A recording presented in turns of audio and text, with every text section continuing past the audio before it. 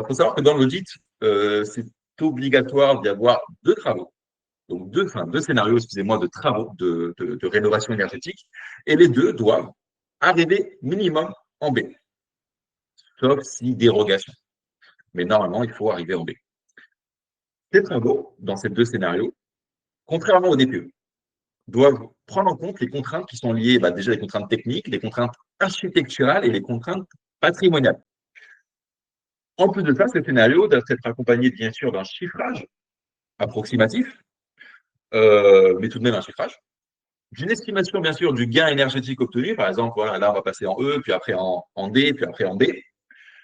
Des aides financières qui sont mobilisables pour ce type de travaux, ce qui peut être très intéressant, bien sûr, pour un acquéreur, et d'un ordre logique de réalisation des travaux. Donc, c'est à nous aussi de faire en sorte que ce qu'on propose en termes de scénario de travaux suive une trame logique et qui ne fasse pas perdre du temps et de l'argent à celui qui va engager les travaux. Donc, forcément, ce sont des travaux qui sont bien plus précis qu'un DPE. Donc, bien sûr, ça prend du temps et c'est surtout, il y a une enquête qui est faite par l'auditeur qu'on ne fait pas en DPE. Contrairement au DPE, on va devoir préciser, par exemple, le type d'isolant à installer, laine de verre, laine de roche, laine de bois, polystyrène.